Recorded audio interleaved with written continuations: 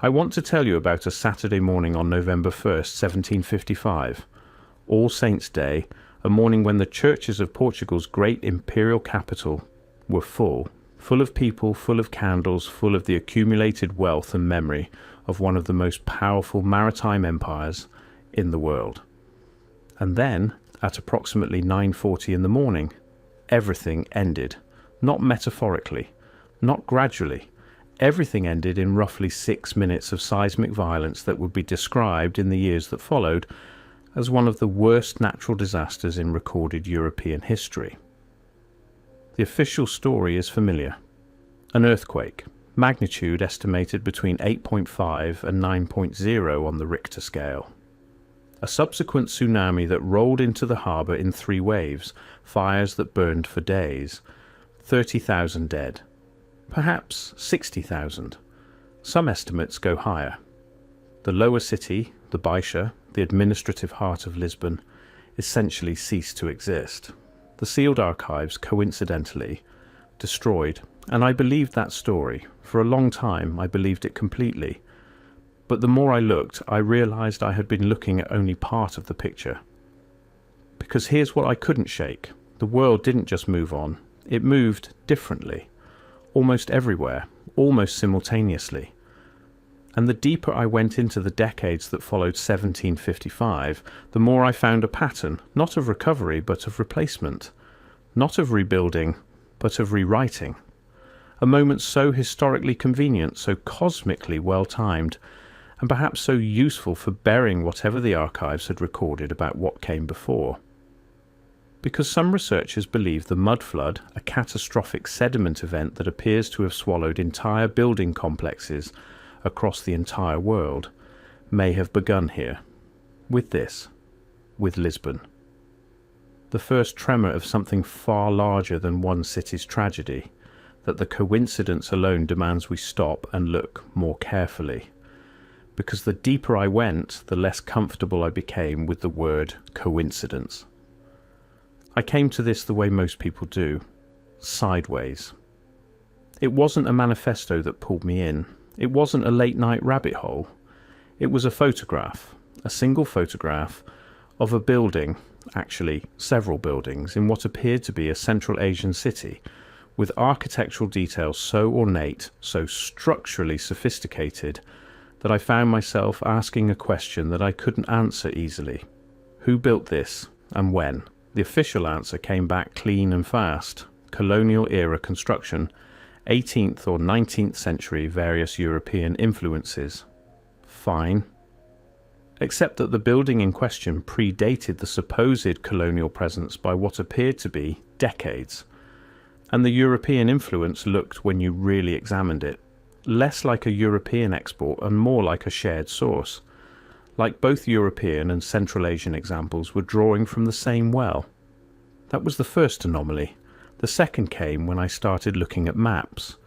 Old maps, specifically, maps from the 16th and 17th centuries, the kind you find in digitized European library collections, the kind historians use to trace the contours of what was known and unknown. And on many of those maps, particularly those from the 1600s and early 1700s, there it was. A vast territory, sometimes labelled Tartaria, sometimes Tartary, sometimes Mughal Tartary or Grand Tartary or Chinese Tartary, but always there, always enormous, covering in some representations a territory larger than Russia, larger than China, stretching from the Caspian Sea to the Pacific.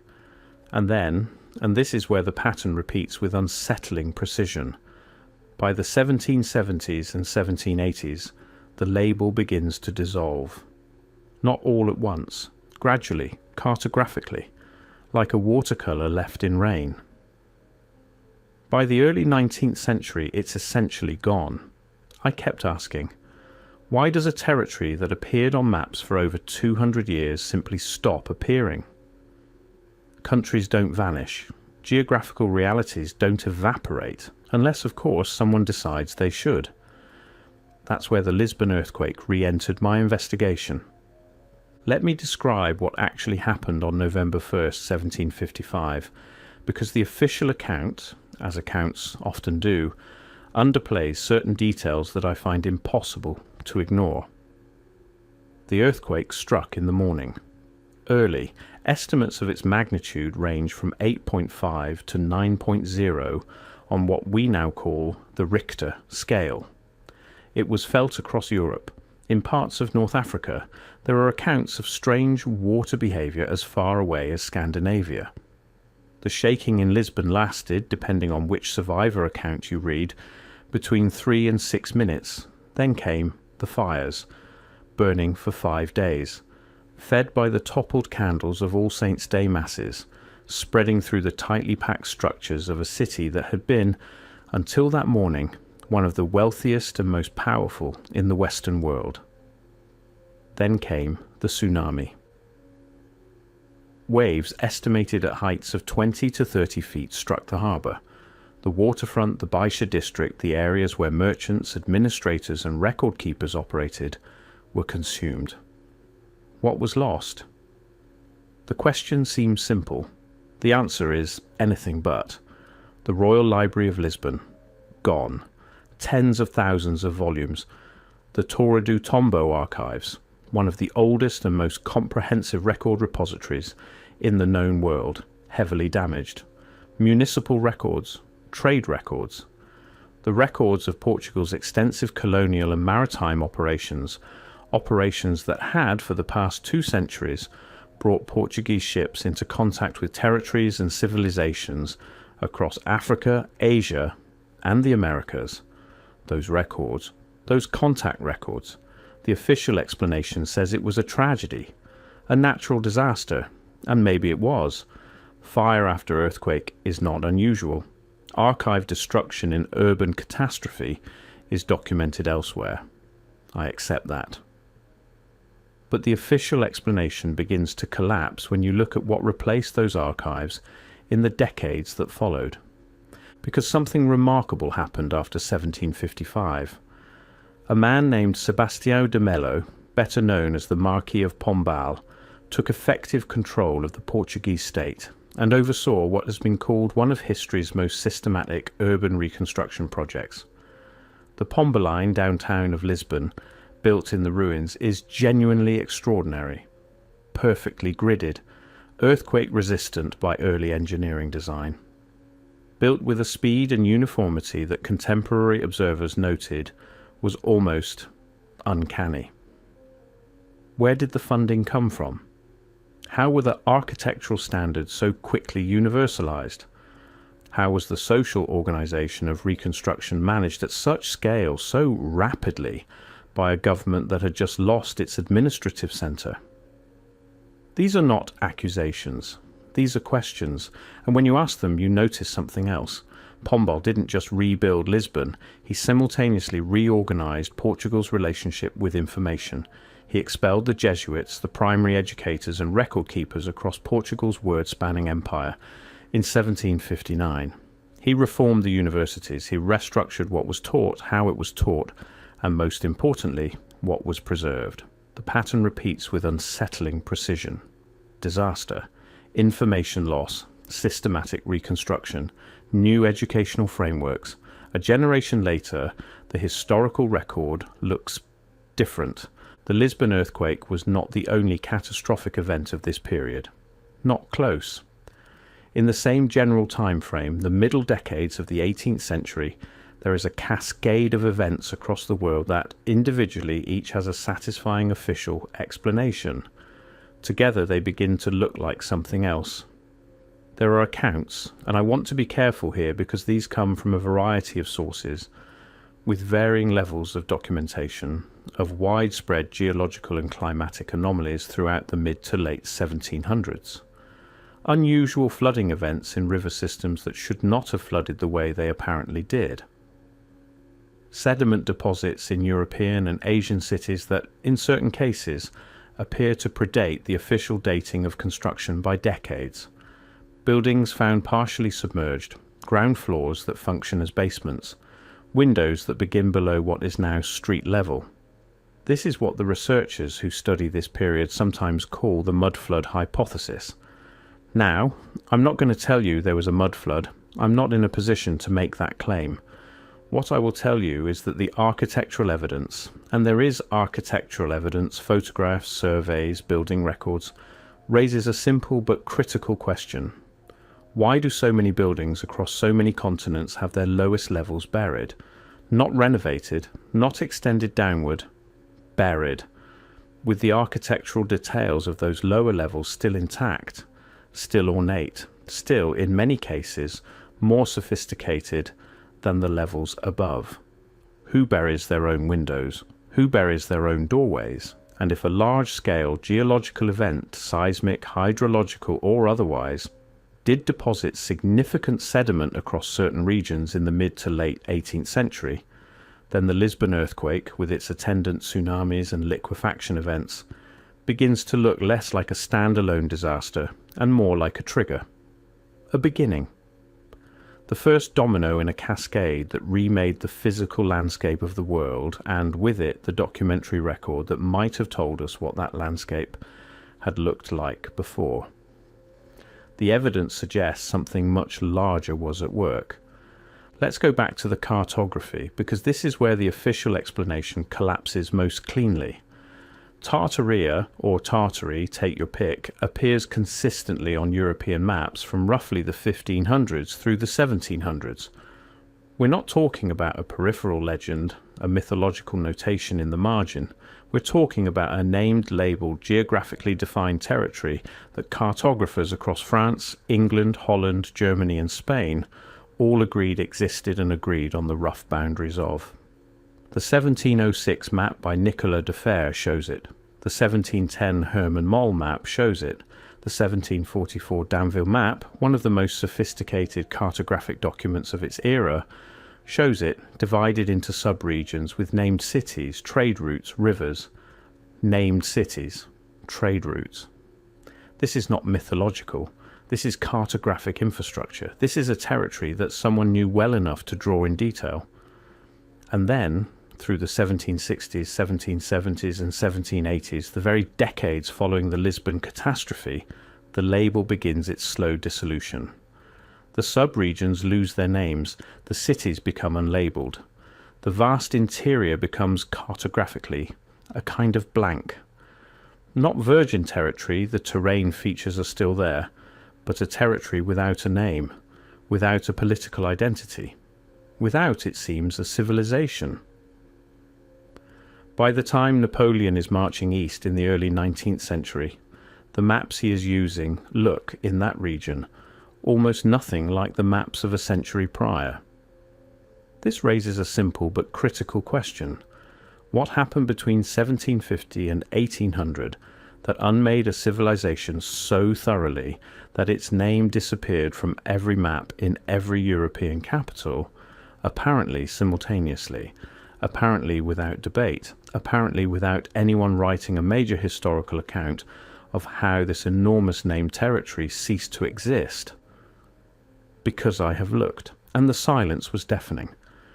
There is no fall of Tartaria in the history books the way there is a fall of Rome or a fall of Constantinople.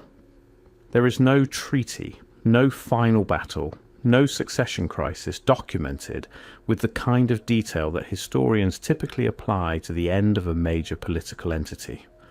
There is just absence, a slow, quiet cartographic deletion, coinciding with the greatest archival destruction event in the Western world's recent history. Here is where it gets, if anything, stranger.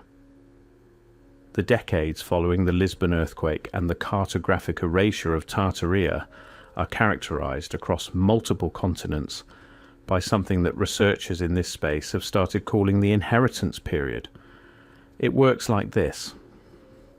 New administrative structures, new governments, new colonial systems, new municipal authorities appear in regions and cities where, by all official accounts, there was previously wilderness or primitive settlement. They appear in these cities and they move into buildings. Extraordinary buildings. Buildings of a scale and sophistication that, according to the official timeline, should have taken decades and enormous resources to construct, and yet there are no construction records, no labour contracts, no documented quarrying operations, no accounts of the years of work that should have preceded occupancy, in city after city, on continent after continent. The same architectural vocabulary, the same domed roof lines, the same ornate facades, the same proportional systems appears in St. Petersburg and San Francisco, in Melbourne and Chicago, in Bombay and Buenos Aires. Buildings that were supposedly constructed independently in different decades by different architects, in different cultural contexts, sharing details so specific, so technically demanding, that the phrase architectural coincidence begins to feel like an insult to the intelligence. The deeper I went, the more the inheritance period looked less like a period of construction and more like a period of occupation, of moving in, of taking what was already there and writing new names above the doors, not building from scratch, not importing a style, but inheriting and then critically obscuring the inheritance. And that's where the historical rewriting becomes impossible to ignore. Because if you inherit a civilization, if you occupy its cities, repurpose its buildings, redirect its trade networks, you have a problem. You have a paper trail. You have locals who remember. You have travellers who wrote accounts.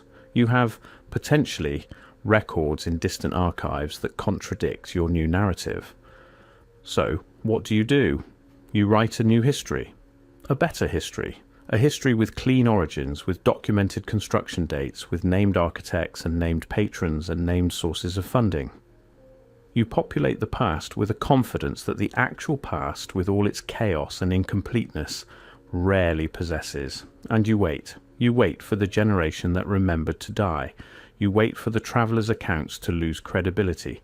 You wait for the children to grow up learning the new version, and for those children to teach their own children, until the distance between the original event and the present moment is so vast, so filled with authoritative restatements of the official narrative, that the original question, who built this and when and for whom, sounds not like a reasonable historical inquiry, but like conspiracy theory.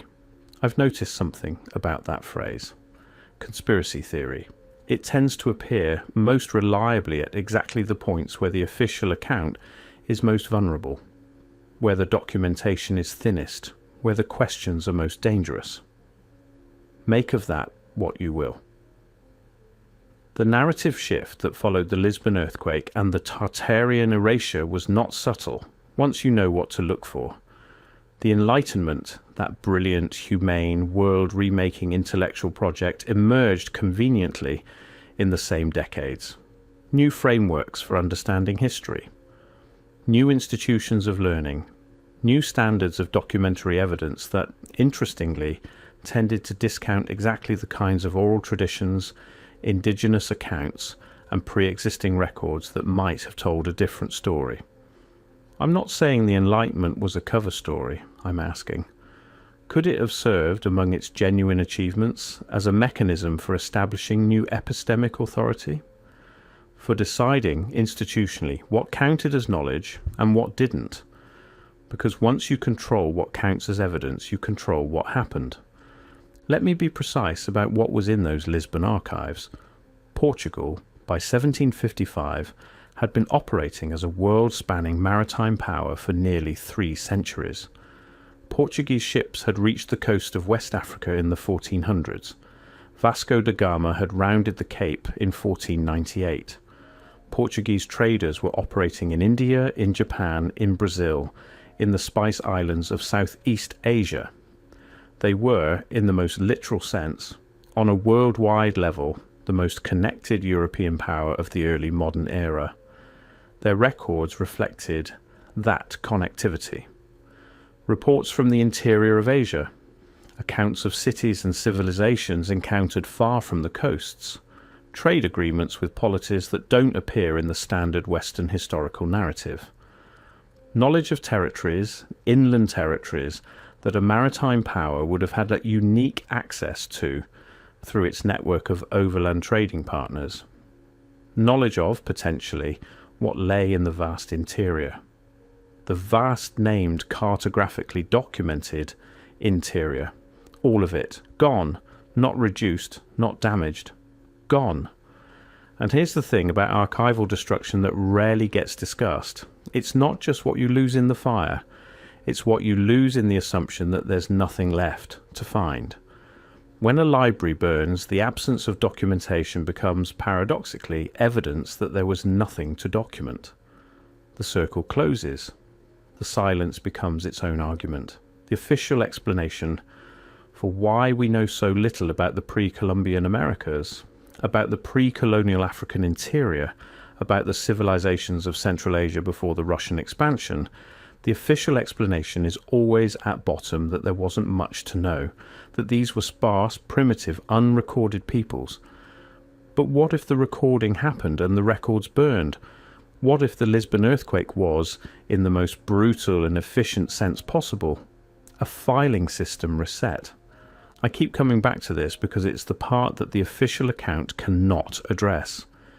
If Tartaria, or whatever we choose to call the civilization, or civilizations that occupied that vast labelled territory, was gradually erased from European consciousness between roughly 1750 and 1820, that erasure required coordination. Cartographers in Paris, London, Amsterdam, Berlin, Madrid, all updating their maps in the same direction, in the same decades, without, as far as I can find, any documented diplomatic or scientific consensus that drove the change. Why would a French cartographer and an English cartographer and a Dutch cartographer all independently decide within a generation of each other to stop labelling the same enormous territory? What were they responding to? The pattern repeats with unsettling precision in the architectural sphere as well. The same decisions made across multiple continents in multiple decades by people who supposedly didn't know each other about which buildings to repurpose, which to demolish, which to assign new construction dates, which to simply fill with new bureaucratic life and never discuss the origins of again.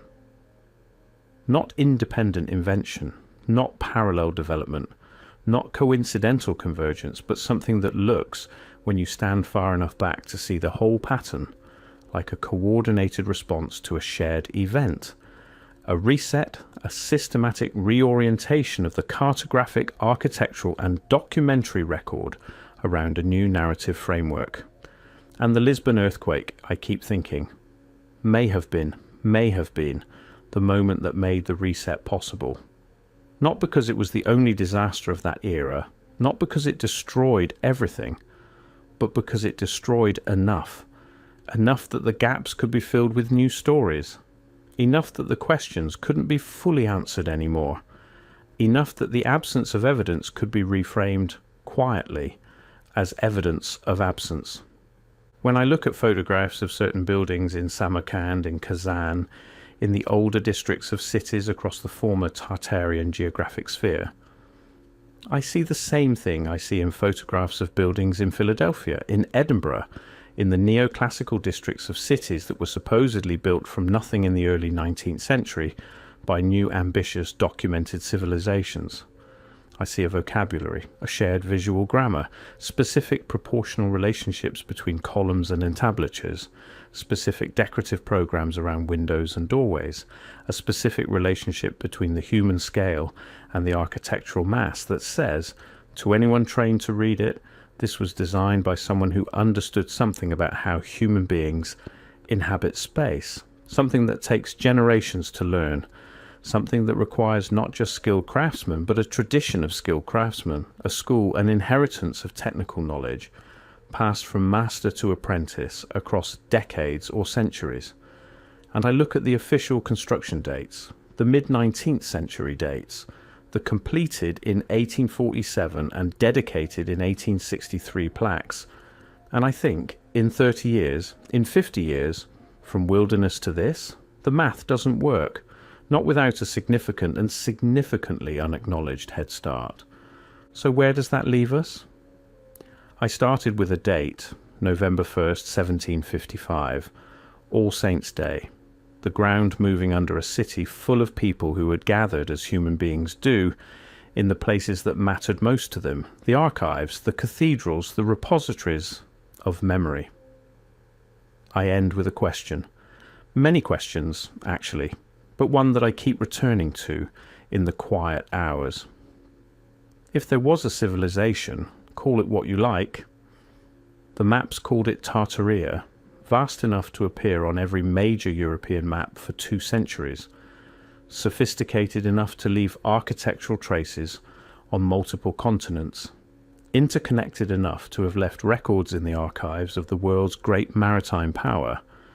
If that civilization existed, and if the earthquake of 1755 helped initiate or accelerate or simply provide cover for a process of archival destruction and cartographic erasure that unfolded over the following half-century, and if the inheritance period that followed involved new powers moving into old spaces and writing new names above old doors, then what we call history may not be what we think it is. Not a continuous record, not an accumulation of documented fact, but a selection, a curated silence, a set of answers to questions that someone somewhere decided were the right questions to ask, and the questions that remain, the questions that the silence cannot answer, that the burned archives cannot resolve, that the erased maps cannot explain. Those questions don't go away just because they're inconvenient. They sit in the sediment, they wait in the buried window frames, they persist in the architectural grammar of buildings that nobody officially can fully explain. The deeper I go, the more certain I become of only one thing. We haven't found the bottom yet.